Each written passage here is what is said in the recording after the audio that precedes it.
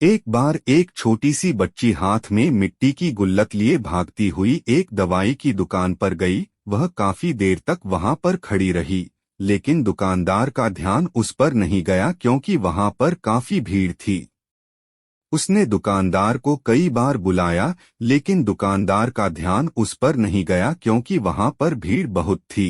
फिर इस बच्ची को गुस्सा आया और अपने मिट्टी की गुल्लक को वहीं काउंटर पर जोर से रख दिया। इसके बाद दुकानदार और वहां पर खड़े सभी लोग उसे बच्ची की तरफ देखने लगे। दुकानदार ने उसे बच्ची से पूछा कि बेटे आपको क्या चाहिए? तो वह बड़े ही भोलेपन से बोली, मुझे एक चमत्कार चाहिए। यह सुनकर दुकानदार को कुछ समझ में नहीं आया और ना ही वहां पर खड़े लोगों को कुछ समझ में आया। सभी उसकी तरफ देखने लगे। फिर दुकानदार ने उससे कहा कि बेटे चमत्कार तो यहाँ पर नहीं मिलता है। तो बच्ची को लगा कि वह उसे झूठ बोल रहा है।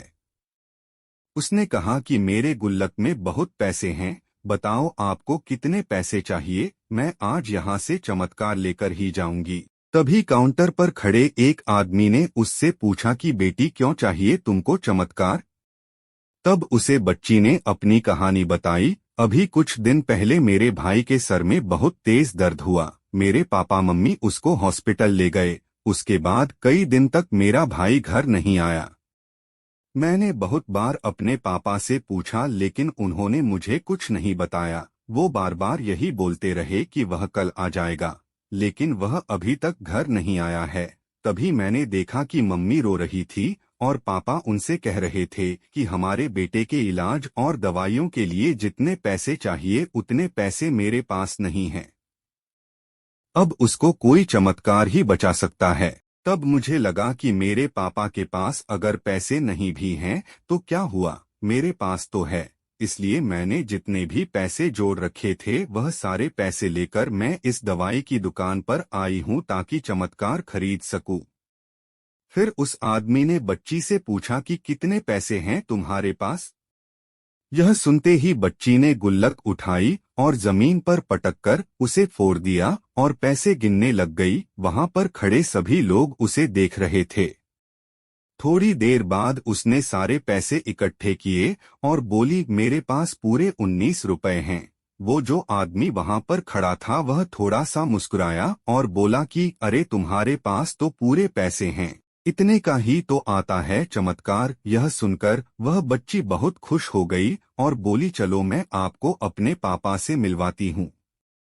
बाद में पता लगा कि वह आदमी कोई आम आदमी नहीं था, बल्कि एक बहुत बड़ा न्यूरो सर्जन था और उसने सिर्फ 19 रुपए में उसके भाई की सर्जरी कर दी। उसका भाई कुछ दिन बाद ठीक हो करके घर वापस आ गया। फिर कुछ दिन बाद वह बच्ची, उसका भाई, उसके पापा और मम्मी चारों एक साथ बैठे हुए थे और बात कर रहे थे। तभी उसकी मम्मी ने उसके पापा से पूछा कि अब तो बता दो यह चमत्कार आपने किया कैसे? तब उन्होंने अपनी बेटी की तरफ देखकर कहा, चमत्कार मैं नहीं, इसने किया है। तो यहाँ पर एक बहुत बड़ी सबक है जो हम उस छोटी सी बच्ची से सीख सकते हैं।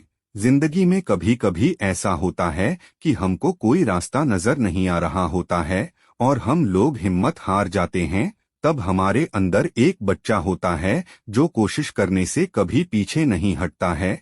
वह हार मानने को तैयार ही नहीं होता है क्योंकि उसको ना शब्द समझ नहीं आता है।